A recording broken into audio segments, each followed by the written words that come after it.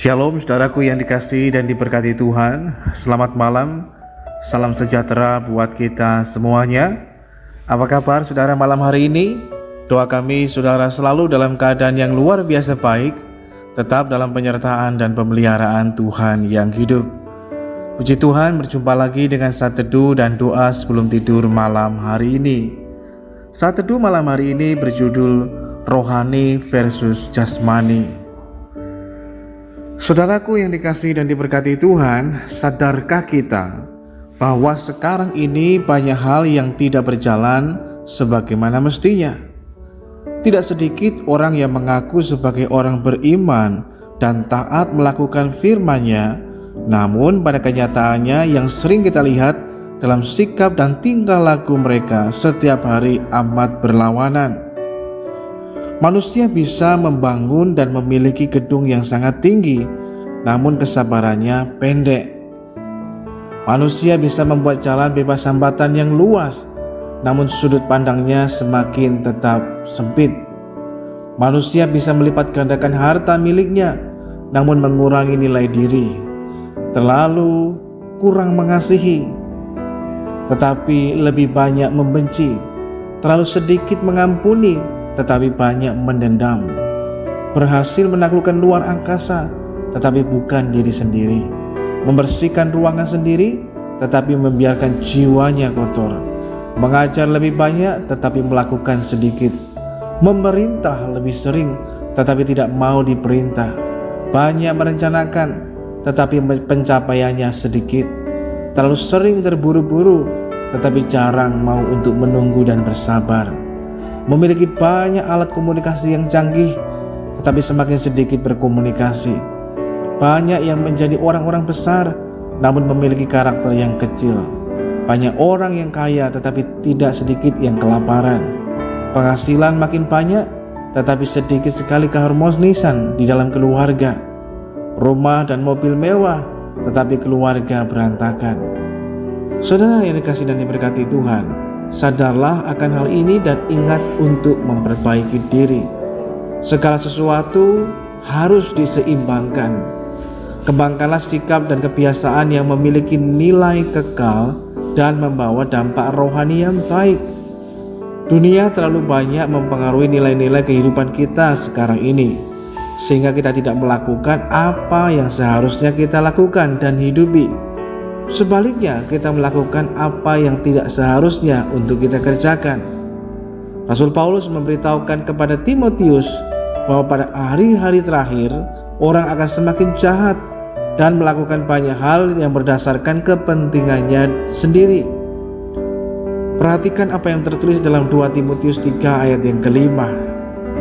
Secara lahiriah mereka menjalankan ibadah mereka, tetapi pada hakikatnya mereka memungkiri kekuatannya.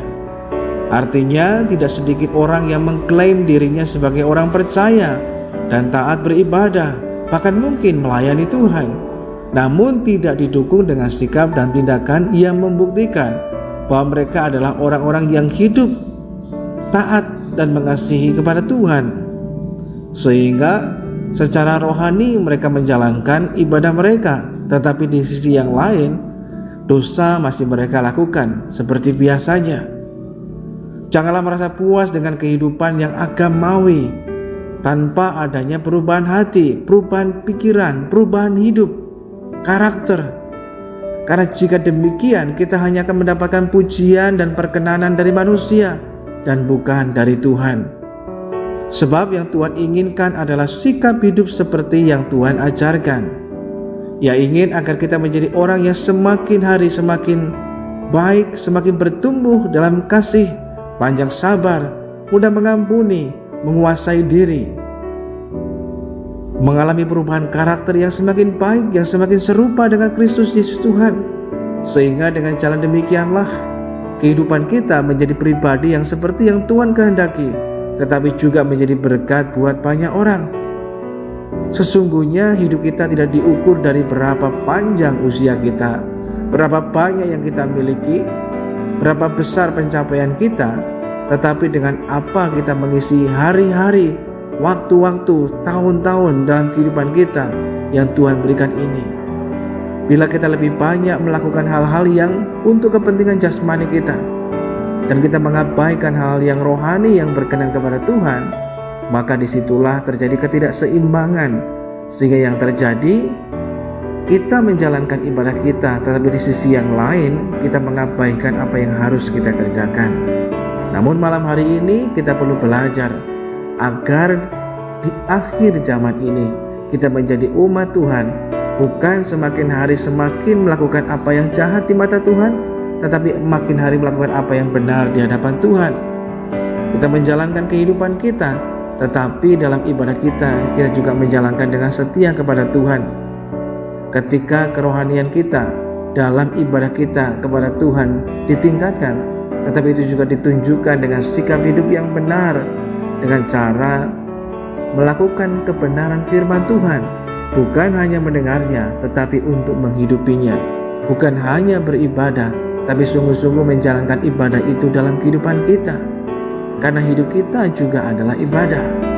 Buat apa kita rajin beribadah, rajin berdoa, bahkan rajin melayani, tetapi dengan mulut yang sama juga kita masih sering menipu.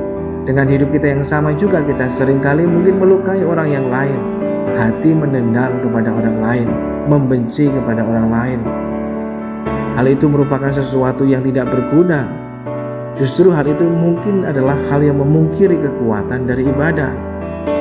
Oleh karenanya malam hari ini saudaraku yang dikasihi Tuhan, kita perlu belajar dalam kehidupan kita untuk dalam hidup ini sungguh-sungguh ketika kita menjalankan ibadah kita dalam sisi kerohanian kita, tetapi itu juga kemudian menyatakan buahnya lewat kehidupan kita, dari apa yang kita lakukan, dari apa yang kita kerjakan, sehingga dengan jalan demikian terjadi sebuah keseimbangan antara hal yang rohani dengan hal yang jasmani.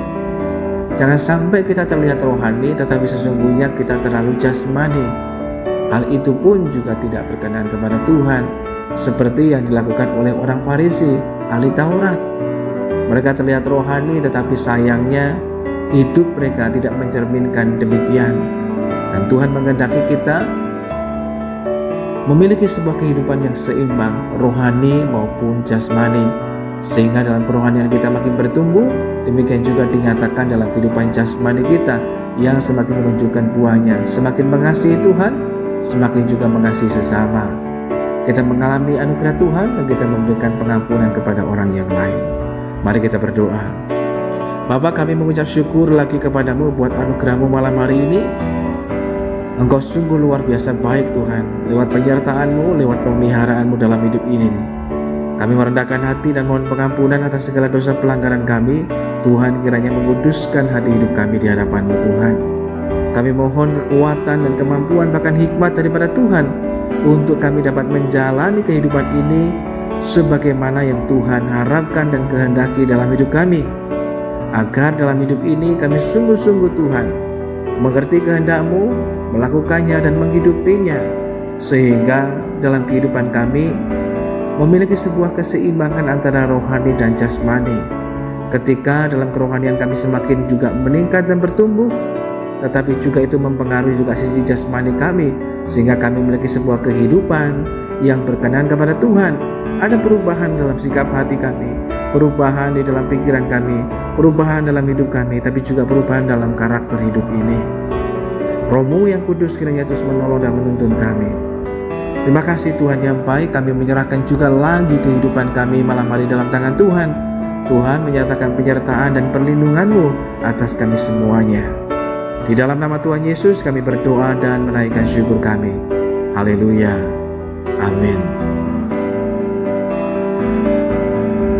Biarlah dalam kehidupan kita memiliki sebuah keseimbangan rohani dan jasmani. Bila kita aktif dalam sisi rohani, maka sudah seharusnya dalam kehidupan jasmani kita menunjukkan dampaknya, yaitu memiliki sebuah kehidupan yang berubah, yang menjadi berkat dan mempermuliakan nama Tuhan yang hidup. Itulah sebuah kehidupan yang dikehendaki dan diharapkan oleh Tuhan ada dalam kehidupan kita semua umatnya. Selamat malam, Selamat beristirahat, Tuhan Yesus Kristus memberkati kita semuanya. Dan sampai berjumpa lagi pada saat teduh dan doa sebelum tidur yang selanjutnya.